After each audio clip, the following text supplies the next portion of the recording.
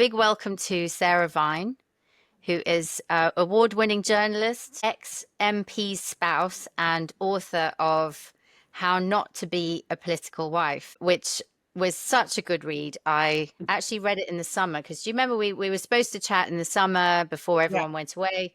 And then I recently listened to it on Audible, which was just to refresh my memory, and it was so brilliant listening to it in your voice. So, what was that like? It took me 4 days to record it.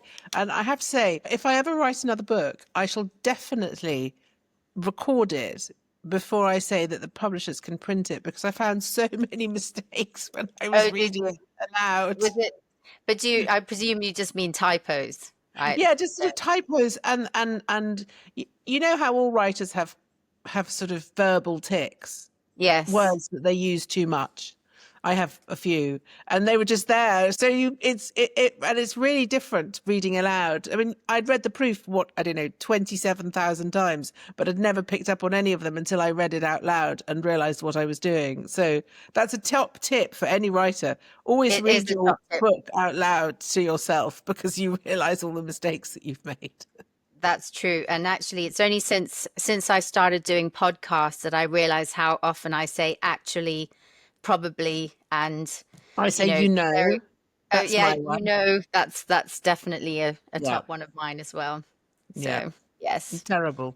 Awful. Anyway, it was such an illuminating read, and I really enjoyed it. First of all, because it shines a spotlight on the behind the scenes stuff that was going on at the time. And it really made me think that it's such a pity that Anne Boleyn or, Catherine of Aragon never got to write their Oh my memoirs. goodness, yes, because of course their history was written by the men. It wasn't written by them, it was written by the victors. I'm sure Anne Boleyn was a perfectly nice woman and probably would have Probably. had lots of interesting things to say about the disgusting personal habits of Henry VIII or whatever. But, you know, Exactly. Anyway, so it was great to hear about recent history from an insider's perspective and a woman's perspective as well. I know it was met with quite a lot of shock by people like Simon Heffer, and I read his review of your book. It was really scathing. it was And really weird. It was kind of almost sort of psychotic. It was bizarre. I know Simon, and I've always been very nice with him. I mean, I've always got on with him. Anyway, he was furious about it. I know, actually, to be fair, he did say that future historians will be grateful for the book because it will give them, as we already discussed, an insider's perspective. I think what really shocked him was how personal you became. And I don't mean about other people. I mean, you really lay out your own personal struggles a lot. And you're Yeah, very honest about, your family background, your struggles with health and mental health issues. And, yeah. and I think that he just can't believe that someone's willing to, I suppose he would regard it as air their dirty laundry in public. Oversharing. I think that's correct. I think he comes at it from a very male perspective. Simon's a very intelligent man, but he is very much a kind of old school Yeah. man. And I think that he was just a bit horrified at the honesty. Because I think uh, the thing is, when I wrote the book, I didn't want to write your average political sort of memoir. Not that it's just a political memoir, but it has a lot of politics in it. Uh-huh. But most political memoirs tend to just be quite revisionist. They're just, why I was right about everything and everyone else was wrong. Or if everyone had only ever done what I'd said, then it would have been okay. Shut up, Muffin. Shush. Sorry, that's my dog. Um, and they tend to gloss over the kind of personal stuff and the human stuff, because I think often they're written by men, and men don't want to show weakness, especially political men. They don't like to show weakness. And I think Heffer comes from that sort of world. Yes. And when I wrote the book, I wanted people to see the weakness, because politics is really important in ordinary people's lives, because it affects their. We've seen just this week with the budget, the decisions that politicians make and the reasons they make them are really important to understand, because they affect everyone's existence very acutely. And politicians make bad decisions often because they are in a state, or tired, or confused, or they don't have the right support, or they're worried about themselves rather than the country. So I wanted people to see the motivations behind what happens in politics, because politics is about people, and people Yes. are very fallible, you know. Yes, exactly. And I think you do that really well. And actually, I knew I was going to enjoy your book from the first page, because you open with the eve of the Brexit referendum result, and you're obviously in a total state, because by this stage, none of your family are they're all furious with you.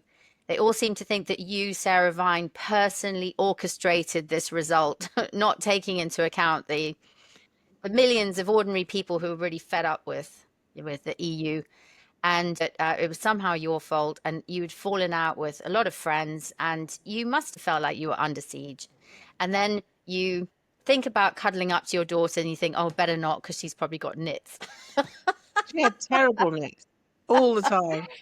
Well, that really resonated with me, because I remember during my when my dad died, getting my daughter ready for the funeral and thinking, I'll have to deal with her nits later. It's sort of yeah. It's those very banal things. Your house is on Sky News and the entire press pack are outside your front door, but you've still got to get your children up and get them to school, and you've still got to make them brush their teeth. So it's the sort of banality of everyday life doesn't go away just because you're in the Exactly. fishbowl. I think that contrast is quite interesting just in human terms, because people tend to think that if you're in that situation, then obviously there's some sort of butler who's doing that, but it's not really the case.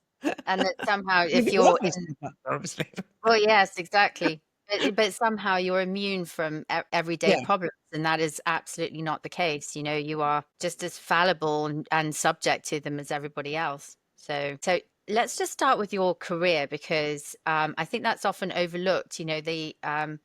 Obviously you were married to someone very high profile, but you have built up a great career for yourself, and that was interesting. Your family background, you grew up in Italy, and you had a really difficult time in your family, and there was a relatives with PTSD after the war, and your parents got together at a time. Well, they got together because your mother fell pregnant with you, Yeah. correct?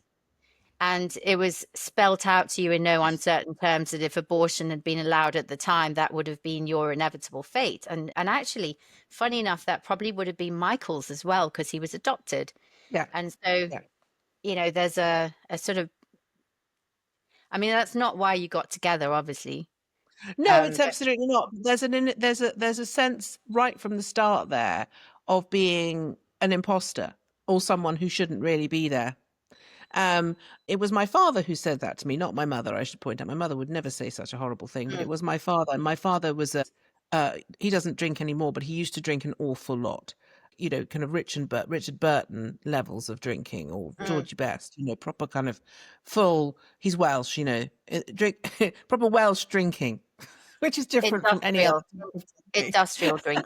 Yeah. Industrial levels of drinking. And so of course people say things when they're very drunk that they probably don't mean and they shouldn't say, but they do stick, Yes. with the person you're talking to, especially if that person is young or a child or impressionable or whatever. Of course. And so I think right from the very start, I was given the impression by my father, particularly, not by my mother, that I shouldn't have been there, that I was just a sort of interloper, that I was in the way, and that if I hadn't been there, life would have been so much easier for them. They were very young when they had me. They were sort of 20.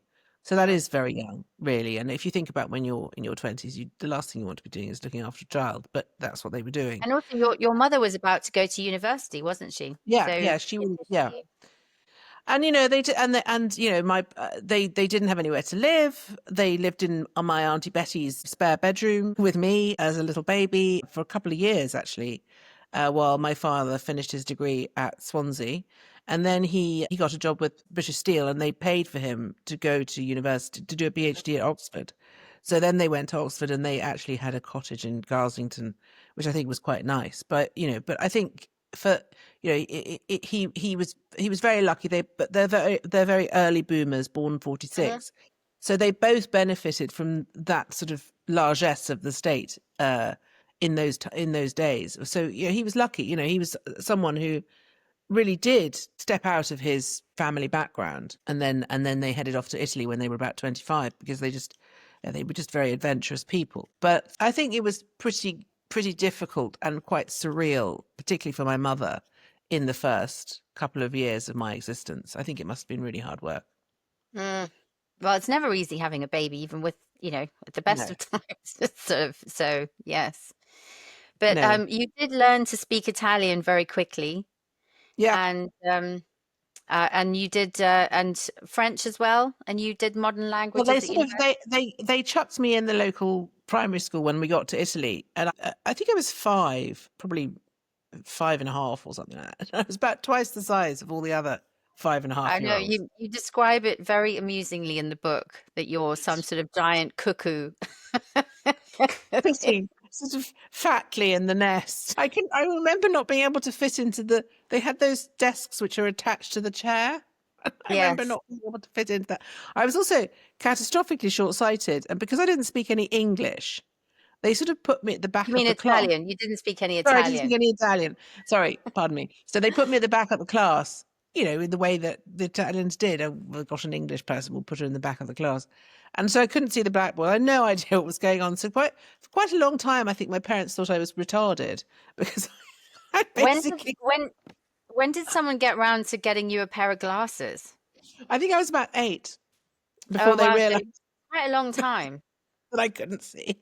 I still Oh can't really dear. see. But it's because of course my parents were very young, and then neither of them had any problems with their eyes. So I just don't think it occurred to them that I would be catastrophically short-sighted, which I am. But my mother had a terrible time with me. I was a forceps delivery, so maybe they squashed my head or something in a funny Oh way. dear. But anyway, yes, it was a very chaotic childhood, I'd say. Mhm.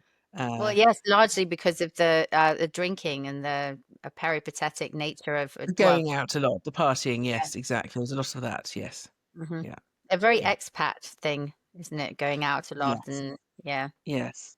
Well, But I think the English, the Welsh, when exposed to large quantities of very cheap alcohol, which was what Italy was in those days. I mean, I think there was still a communal cellar where in the village where we lived, they had a sort of, they would harvest the wines and make the wine, and then everybody in the village would get a kind of allocation. Frascati, Montepulciano.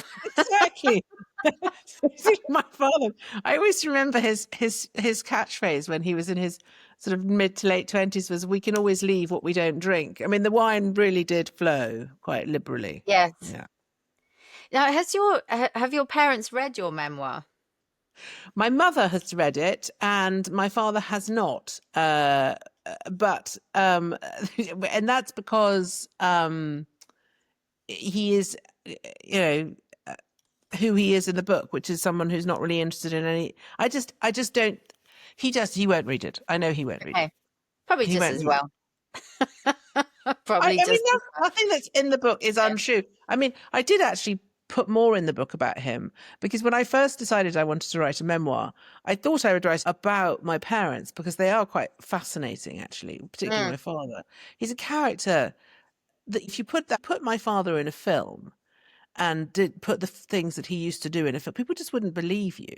But mm. I think there are a lot of men of that generation who were quite completely off the rails, and and I think you look at the sort of George Bests and the Richard Burtons and those people, and their behavior was completely actually outrageous, Yes, it was. and incredibly self-destructive and destructive to those around them. And I did have this idea that I would write a memoir of a chaotic, mad childhood called The Naked Car Chase. But then it ended up Yes, as a that chapter in the book. So, and but I did put in lots of stories about my father. No, my father's a terrible man, but he is my father, and I am quite fond of him, actually, genuinely. But he is nevertheless a terrible man. And anyone who knows me, who's met him, will say that. They don't, and none of the things that I write about in the book are untrue. And there were many things that I put in that I then took out because I thought they were a bit strong.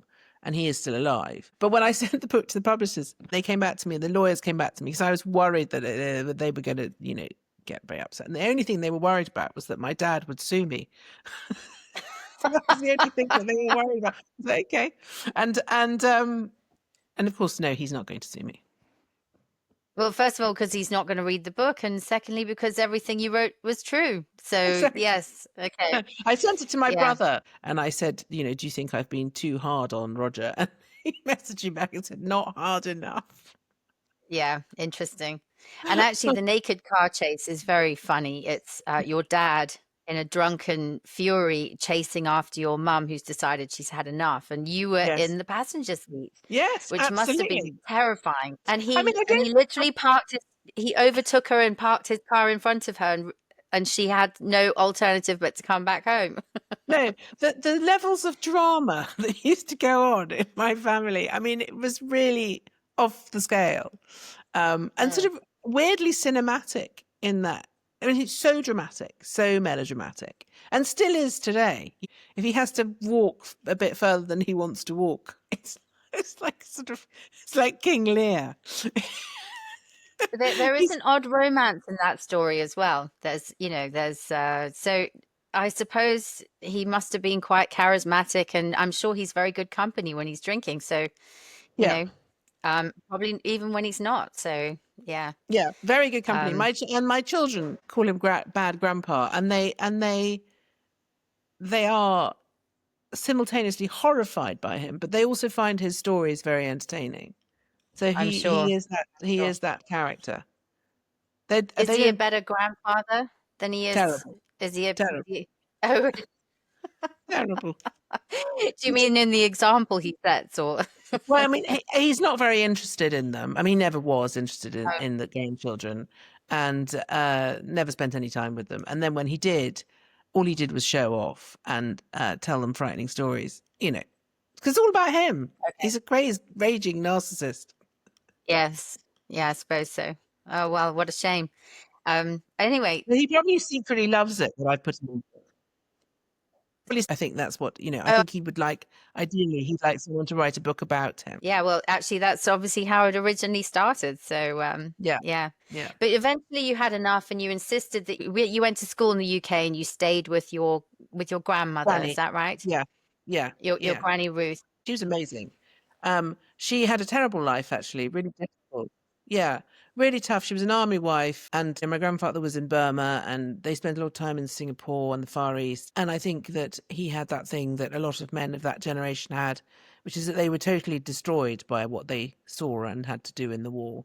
And of course, they came back, and then everyone just expected them to go back to being normal husbands and fathers and get a nice job in an office. And I can't imagine how they could have done that.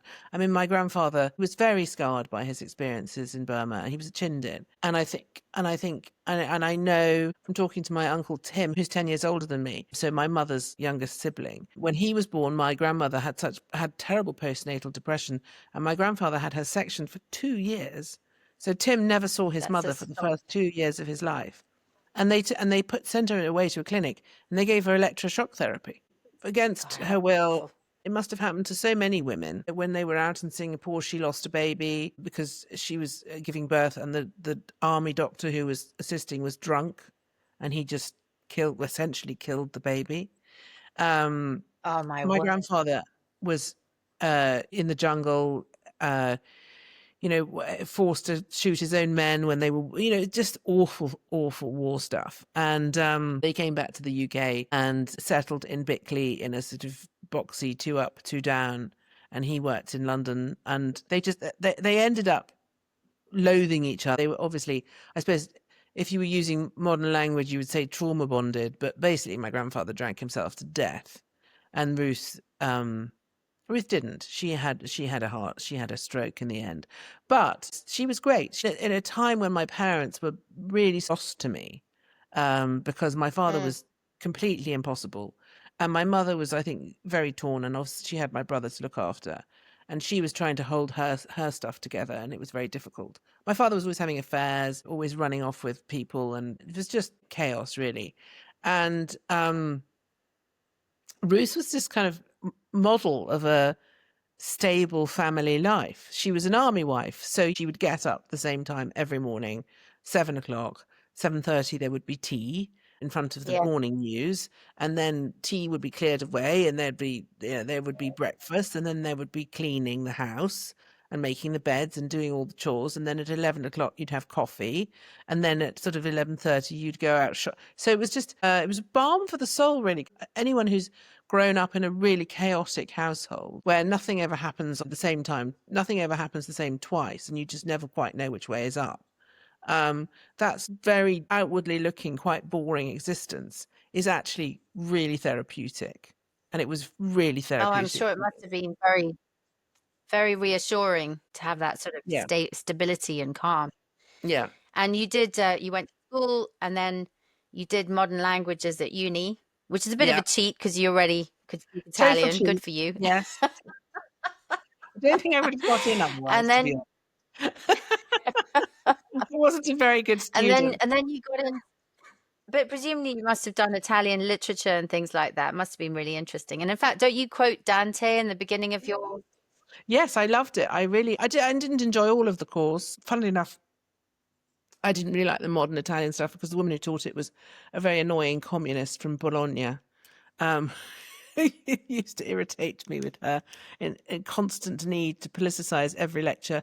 But the guy who taught the humanist Italian stuff was fantastic, really good, and taught it beautifully and brilliantly. And it really started my love-long affair with that time, that, the sort of 1200s, 1300s, everything to do with the work, the writing, the art.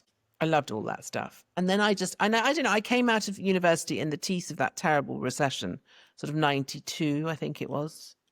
No jobs. So I got a job working for Hobbs, and I was their customer services officer, which wasn't really a job, but basically I think they employed me because a lot of their suppliers were Italian. So I could chat to their suppliers. Okay. So I was a sort of free translator. And then I just fell into journalism because a friend of mine, Lucy, was having a party, and a friend of hers was having a party in a pub in Fleet Street. And she asked if I wanted to go along. And I went along, and I got chatting to some blokes who worked for the Daily Mirror. And they were struggling because they just introduced Apple Macs and PageMaker, so desktop publishing, as it was known in those days. And they were all very baffled by it. DTP. Do you remember all the adverts for jobs? DTP.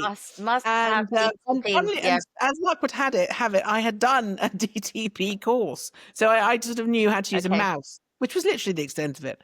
And so they said, "Oh, come and help us." So I went and did some shifts, and then that's it. I just got my hooks into them and refused to leave, and just kept doing more shifts and more shifts. Obviously, it was very fortuitous because first of all, the lady at Hobbs told you you'd never amount to anything, and secondly, you can at least string a sentence together. So you obviously found your métier, didn't you? And I think, obviously, I think my facility for languages, I am good at languages, makes you quite good at writing headlines. It's funny. I've got a good ear for a headline. You know what I mean? It's almost a musical thing a little bit. And I used to love doing all of that. And I fell in love with the whole process of newspapers, which doesn't really exist like that anymore because of computerization. But in those days, there were still the compositors and the sub-editors, and the copy was still phoned in, and everything was there was a craft to it. And a sort of... And a chaos as well of its own, because you had to get it done by a certain time every night. Exactly. And to also get it in for the printers. Exactly. And also it was quite a tough environment and a very unforgiving environment. And of course, I'd grown up in a very tough and unforgiving environment. So I wasn't scared of any of this stuff, to sort of water off a duck's back. Whereas a lot of the people my age were a bit kind of, oh, this is all a bit, So I just ploughed on and I loved it. And I was very lucky because I learned so much from the people who had been doing this as a craft for a very long time. And I think it was a real love affair. It was romantic, almost, my obsession with it. I really loved it, and I didn't want to do anything else. I realized that was the only world I wanted to be in. And of course, the other thing about journalism is that it is full of really fun, clever people, quite naughty, fun, clever people. You work with Andrew Pierce, don't you, now? And yes. He was actually my first... Naughty, fun, clever people, yes. He was my first podcast guest. I spoke to him about his book Finding Margaret, which was a really great read. Yeah. But yeah, Really good. he definitely has a naughty streak a mile wide, doesn't Yes. he? So And I think the thing about journalism is that it is the refuge of the outsider. So everyone in journalism who's good at it, you look at someone like Piers Morgan or Andrew Pierce, they're always a bit weird in that they don't quite conform. They're not brilliant at school. They're not top of the class. They're not the kind of but they're all a bit outsidery. They don't quite fit in. And journalism is brilliant if you don't quite fit in because because you're always the outsider. If you're going to be a good journalist, you always have to be the outsider. You can't ever be captured by anybody. Otherwise you can't say the things you need to say or do the things you need to do. yeah. So no fear or favour, as they say. So it's a perfect job for someone like me who felt very sort of lost, really. And I felt like this was my family, this kind of crazy collection of mad people. That was where I belonged. So actually, while you were working in journalism, of course, you went on a skiing holiday. You went on a fateful Yes. skiing holiday, Yes. and this is where you met Michael Gove. Yes. It's that sort of sliding doors moment, isn't it?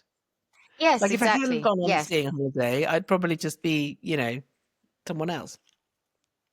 Well, exactly. Yes. But you met Michael Gove. You were convinced that he was gay. In fact, Michael's sexuality is under constant question. Where it's obviously clear he's just a metrosexual straight man, Well, and people I can't wasn't seem to convinced he was accept gay. that. Everyone kept telling me he was gay, so I Oh, okay. assumed Yeah. if that was. But But he he was seemed living with two very he was living with two very gay, very A gays, and I mean Michael yeah. is famously polite, which is an unusual characteristic in journalism, and also he smelt nice, which is also very unusual in those circles. So I guess people concluded that because he smelled nice, because he was polite, that had to mean that he was gay. There were some very funny moments in your book about Dominic Cummings and the candles left in his room by the tactful people who couldn't say, "Look, mate, just go and have a shower." I know. The scented candles. Anyway, it was very funny. Okay, so you went on the skiing holiday and you and Michael subsequently got together. And Yes, he was very funny on the skiing holiday. And I think one of the things that makes me sad about Michael is that people don't realize how funny he is. And that was what really made him stand out to me because I like funny people. I think humor is the and he was most important. self-deprecating as well. Yes, very Right. self-deprecating. And I like that about him. And he, he took the piss out of himself and his total inability to ski, and it just made me laugh. And it made everybody laugh, but it made me laugh a lot. And then when we got back to London, we went for a drink at Claridge's, and of course that was our first date, which was crashed by Ed Vasey, who had somehow decided to set his cap at me too, but mainly because I think that he's Michael's best friend, and so anything that Michael does, Ed wants to do too, in a kind of best friend competitive way. So Ed Vasey and Tom Baldwin turned up at our date in Claridge's, so it quickly How deteriorated. romantic. So romantic. And then so we A gave up cast on of that. thousands. What? Sorry? Yeah, I was going to say a cast of thousands at your first date. It was an early precursor of what was to come, possibly. So Yes, maybe you should maybe have I paid should have seen that attention. as a red flag. It was funny, and Michael was very apologetic. And then we went on our second date to the River Cafe, and he was an hour and a half late. But I still didn't get the hint. But you actually in fact, Sarah, if you ever thought about writing another book, you could write one about how to have a good divorce, because Yes. it's very unusual for a couple to have emerged from what you have and still remain friends. And actually, you and Michael have done magnificently on that. You Yes, probably I think get we on better still. now.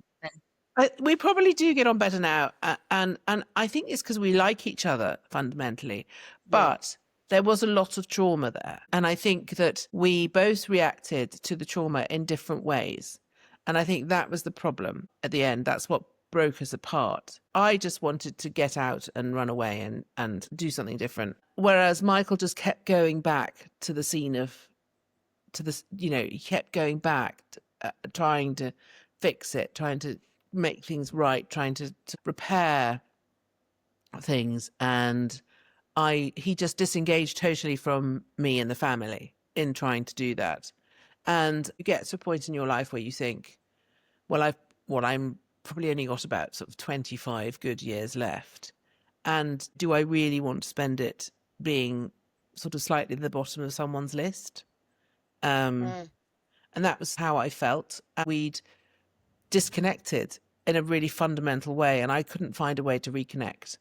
And I suppose I'm a very pragmatic person. I think it's better that you are not together, and so you take away all of the toxicity, all of the expectations, all of the bitterness potentially, all of the rancor and resentment. You take that out of the relationship and you can be friends.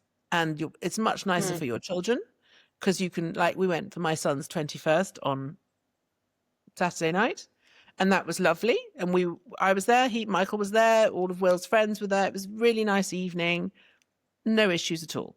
And that is because I basically lanced the boil. I think if we'd struggled on, and we were really struggling, I think we would have ended up hating each other. And I think I do use my parents as a model for this, because my parents struggled on, and my father had countless affairs, and my mother had affairs too. And they are still together, but there are elements, I think, of them just slightly hating each other. And I think sometimes you have to accept defeat in life, and do something that's painful at the time, but long term is a healthier choice. So that's why we get on, because we make the effort to get on, and because we put the work in. And we do it partly because also the children themselves are quite traumatized by all the events. And so they need to be supported. So there's nothing worse than having two people arguing. The kind of collateral damage that happens to the kids is just awful to see. Friends of my daughter who are going through this at the moment, and the parents are so wrapped up in their own rage with each other that they can't see that there are other people involved. I think you have to be grown up about these things. And, Michael will always be the father of my children and someone who I'm incredibly fond of. Just don't really want to be married to him anymore. Quite glad someone else is having to do that. But you have a professional relationship as well, because you write for The Spectator and you do events together. I would say that your book is a really good roadmap for anyone tempted to go into politics, because you just alluded to it now. The effect on your children was ghastly. I think especially your daughter, who was at school at the time, and I cannot believe that teachers would have a go at her simply because they did. Michael Gove was her father. It's so unforgivable. And actually, what he was doing was trying to improve standards in education. And even David Blunkett gave him some qualified approval for what he was doing. He was doing the difficult stuff, but it just had such a terrible yes, I think backlash was awful. Children are very sensitive at certain ages. I think children are generally very sensitive, or certainly mine were. But the year that Beatrice started... No more so than most. More so than most. I think your children are normal kids who responded to an extraordinary situation. And most kids are just not exposed to that. Yes, and I have an enormous amount of respect for them, for getting through and for being as functional as they are. They're very different. But when Beatrice started secondary school, she went to Greycoat, which is a very good state secondary school in Westminster. That was the year that Michael had decided to make the GCSEs harder. So, she was already in the playground a target. And I think the other thing that people perhaps don't realise if you're a child is that if you turn up at school and you are son of, daughter of, etc., there are all sorts of preconceived ideas about you that exist. And people will think, oh, that person's bound to be big-headed, they're bound to be full of themselves, they're bound to be this, that, and the other. It's quite a well understood sort of psychological concept, which is called ego depletion. And it's what happens to people like Britney Spears, celebrities, people who are in the spotlight, whether it's negative or positive, it doesn't really seem to matter. What it is it's people thinking they know who you are and what you are. And the persona that they identify you as has no bearing on who you really are inside. It doesn't match. So that you get this contrast between the real you that you are and the you that you think you are, and the person that everybody else thinks you are. And if you're a child and you don't really know who you are, it's very difficult when you're in a situation where everybody else is layering their own prejudices and their own preconceived ideas on you on the basis of your parent. And that's really difficult It's to deal extraordinary. with. And I remember my son saying to me about 2 years ago that when he first started at secondary school at Holland Park, for the first 3 years, he would not go in the playground during break time or lunchtime. He would go and sit with the teachers because he was Michael Gove's son and he was just he had a target on his back. So he couldn't really operate as a normal child. And it can lead to quite difficult behaviors, because what happens is, especially with children, imagine you're the child of Michael Gove and everyone thinks that you're a sort of right-wing Tory and, you eat babies for breakfast and all that kind of stuff and your parents are lizards, which is I remember my children telling me a story about how they were both told in the playground at primary school, everyone in the government was a lizard. A shape-shifting lizard, you mean? Remember that story? So they set their alarm for the middle of the night and they came downstairs to look at us while we were sleeping, to check that we weren't sleeping in our lizard form. Everybody thinks you are something and you don't know who you are. So you think, well, okay, well, I'm going to prove them wrong. And so what you do is you rebel and you behave badly and you do stupid things, and that becomes difficult. Well, of course. So, that's why children of celebrities are always a bit screwed up, or children of politicians are always a bit screwed up. And I really I was very conscious of that process, and I did not want it happening to my children. And that was another reason why I pulled the plug, because I needed to get them away from that world. Yeah, absolutely. So Michael's involvement in politics, obviously, there are various people who coast in politics, and then there are people who get things done. And obviously Michael was in the latter category. And unfortunately, when you do shake the system up, as he did, there is a backlash, and you describe that quite well in the book, very well, in fact. And obviously you were taken into the Camerons' inner circle, and you became very close friends with Samantha, and Michael was friends with Dave Cameron. As a result, it becomes very difficult. And wasn't one of the first shakeups in the friendship was the expenses scandal? So the expenses scandal was the first real, I suppose, it was the first punishment beating that we had in politics. I'd put it that way. Yeah. And so that expenses scandal was sort of 2008. So Michael was elected in 2005 to Surrey Heath. The Tories managed to form a coalition government in 2010. So it was those years between him becoming an MP and then them going into government. So he was in opposition working on his education plans. So he became MP in 2005, and I just had Will. And we decided that we would move to the constituency full time because the constituency very much wanted him to live there. And so we rented out our house in London initially while we moved down there. And then when he was elected, he had the house in London, which is a little house, as his London base. And then I was there in the constituency all the time with the children, and he was there too. So that happened. That was fine.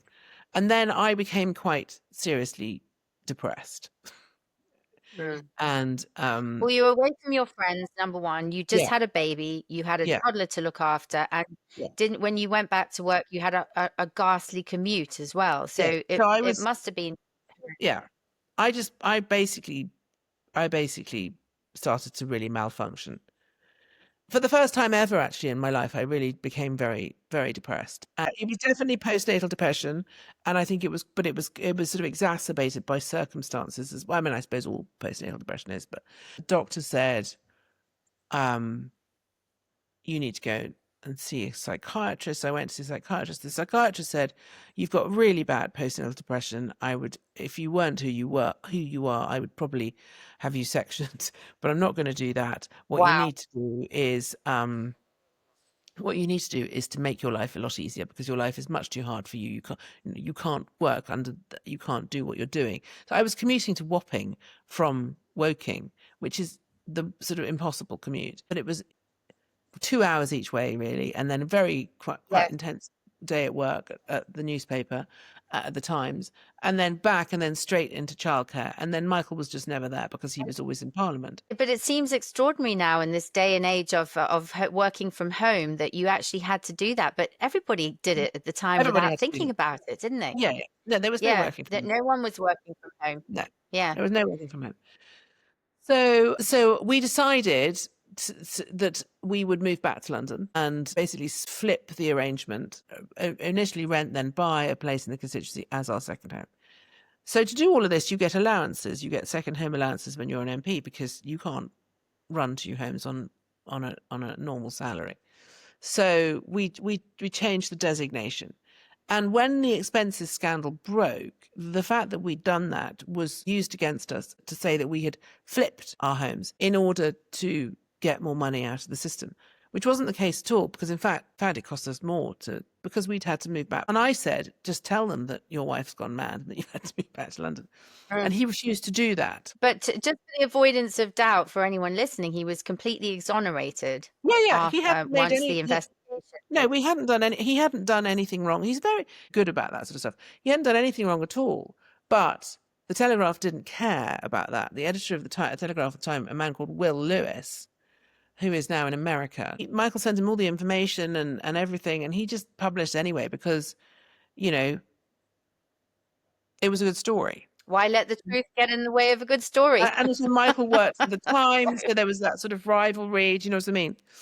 And anyway, after it took 8 months for all of the processes to go through the sort of mill, but they came back and they said, you absolutely did nothing wrong. There's no issue. You don't owe us any money. But we did pay back a whole chunk of money, which at the time we didn't have. I suppose just because Michael was just so upset about it.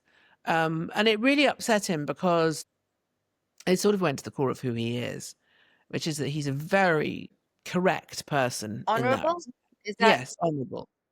And it really rocked his sense of self and, upset me hugely because it was my fault that it had happened. Because if I'd been able to be a good political wife and manage in the situation that we were initially in, then none of that would have happened. And so I felt terrible because it was my fault, really, that he'd ended up in this situation. And it was just awful on so many different levels. And I remember we were coming back we used to go a lot to Colonsay, which is an island in Scotland, for little family holidays. It's very beautiful if you ever get a chance. And I remember him coming back from Colonsay one trip to Scotland, and he was really on the edge. And I remember him saying, when we got back to London, I did at one point think about throwing myself off that boat. For him, it was a real blow. And it was awful to watch, actually. I felt terrible for him. I still do, actually. And it was a great injustice. And in fact, it's one of the reasons I left the Times, because Will Lewis then went to work for the Times. And I just thought, I really just can't work for the same organisation that's employing you, because you Fair destroyed enough. me. Yeah, absolutely. And you destroyed my husband, and you made our lives absolute misery for no reason. And I think also, it didn't serve the purpose of truth. That's the problem. I mean, it's fair enough to excoriate someone if what they've done is wrong and they're back to rights, but it's quite another to, just for the sake of good copy, but also it taught me a lot about my own profession, and about the lengths that people will go to. So it was a really quite complicated and difficult set of. Hello, darling. It's my daughter. Sorry. Okay, sorry. Tell her congratulations on her first. I read about that the other day. Congratulations. But yes, that was very difficult. And going right back to the beginning, which was your question, the Camerons was surprisingly unsympathetic, actually, and kind of kept themselves at slightly arm's length. And I also felt quite bad about that. Yes, I'm sure. And then there was the second big upset was Michael's demotion from his post as education secretary. Reading your book, the way you describe it is that if David had said to him, look, I'm really sorry, you're doing a great job, but you're he was so unpopular at the time because of the getting stuff done angle. The reforms that he was introducing were really needed. And yes, but they were tough. I mean, anything like that is going to hurt some people, You can't get anything done in politics. And Michael, he was doing the reforms that David wanted him to do, and David should have had his back. And instead of which he didn't. He just threw Yes, him to the wolves. And I just thought that's just yes. a really I shitty mean, thing to do. it is, but the thing is, there is an element of real politic there, isn't there? Yeah, But if David had been straighter with him about it, I suppose that could have. yeah, But this then leads to the whole Brexit thing. And in fact, there's a line in your book which I thought was so illuminating, which was when things were getting really tense during the referendum, David Cameron had a go at you as if it's your fault, Sarah. You can't control your it's always husband. my fault. You're a bad puppet master. He said he was fighting for his political life, and in fact, was that the last thing he ever said to you? But actually, the way you describe it is that Michael was fighting for his political beliefs, Yeah, his difference. principles, and that and he had real, very tangible reasons for not wanting Britain to continue in the EU, and that was his father's fishing business. Yeah, He absolutely. was adopted by a Scottish couple. He was Uh, adopted by Ernest and Christine, and Ernest came from a fishing family, and he had a little fish processing business in Aberdeen, and that went under because of the EU fishing laws. So, very straightforward. And I think Michael saw a lot of people in his hometown in the same situation. And, that again, this is how these decisions affect ordinary people. Someone in Brussels decides that there's going to be a fish quota, and a load of people in Aberdeen lose their jobs. And, yeah, I think he felt that wasn't right because the people in Brussels aren't elected. So why should they affect the people yes, of exactly. Aberdeen? So there were some really good fundamental principles. And of course, everybody, Remainers always gloss over that fact. And I think one of the reasons that the referendum went the way it went was because the people who were affected by these laws are not generally the people who tend to have much political agency in life. For the first time, they felt, well, actually, we get a chance now to have our say. Yes, And then, of course, what happened and they was that took it. they did. And then what happened was all the people who normally run things made sure that it was a disaster. Mm. Yes, and in fact, I completely agreed with your diagnosis of David Cameron being a massive man baby at resigning when he did, because in fact, I often think it's such a pity that if he and George Osborne had said during the referendum, whatever happens, we will take the country forward, and even if they subsequently resigned, they should have overseen that process. They had a fundamental duty to do it, as they were the ones who called the referendum in the first place. They And instigated. Well, actually, to be fair to George, he never wanted this referendum. It was Dave who wanted it. So, but nonetheless, they instigated it. He'd had a success in Scotland in 2015, and he thought that, well, this will knock the whole Eurosceptic thing out. George wasn't so convinced, and but he set it up, and he set the parameters as well, and he didn't put any fail safes in. So he could have said, we'll do the referendum, but we need a majority of 10% either side for it to be valid, which would have been, I think, a sensible thing to do, because really important decision, and you need a majority, and a proper majority. And instead of which, he just went ahead and did it. And then I remember saying to George a couple of weeks before the actual referendum, you must make sure that if this doesn't go your way, I mean, at the time I thought it definitely would, that you guys stay in post and that you oversee an orderly transition. And George said, well, that can't possibly happen. If Dave loses, he has to go. And I said, I don't understand why. I mean, no, there was no reason for him to go. And in fact, no. it was a dereliction of duty for him to go. I think that he should have stayed, even if it was just short term, even if it was just for a couple of weeks, a month. Who cares? The point is, he should have put in the right people, and perhaps then. Very easily, look, this didn't go the way I thought it was going to go. It didn't go the way I wanted to go, but I am the Prime Minister, and it's my duty to make sure that the country remains stable. I'm going to ensure a stable, orderly transition, and I'm going to appoint the people. One of the reasons that Michael and Boris imploded so badly was because they hadn't actually decided who would be running what aspect which aspects of the process, because their assumption was that Dave would be making the appointments. So that Dave Exactly. would be saying, well, Boris, you do this, and Michael, you do that, blah, blah, blah. And that didn't happen. And so there was this awful sort of scramble for power. But I think it was deliberate. I think it was, I can't have it my way, so I'm going to set fire to it. That's it. And it was literally that. It was, well, I'm just going to make sure this thing doesn't work. There was definitely a sense of that. But anyway, it's obviously resulted in a lifelong schism between the Goves and the Camerons. Well, I think and you Michael and obviously Dave get on quite well now because they're politicians, pragmatists, whatever. But I don't really see any of those people anymore because I'm just not very good at glossing over things that I find irritating. Fair enough. And also, you've got perfectly good friends who are accept you with the beliefs that you have and accept that you have to work for a living and don't regard you Yeah. as a mouthpiece for Exactly. a party. Then I think one of the things that was very clear while reading the book is it shocked you that the relationship was probably much more transactional than you had ever Yes. imagined. And I think that was my own And I think naivety. I think that was my own naivety. I assumed that, yes, I didn't think it was transactional, and I think it probably was quite transactional, to be honest. Yeah. well, and that pain comes through because losing a friend is horrible, especially one that's dear to you. But, in your defense, you don't say a single bad word about Samantha Cameron and you don't say anything bad about Michael. And yet you managed to tell your story truthfully without glossing over anything. It was one of the most fun memoirs I've ever read, simply because it was Good. so honest, authentic.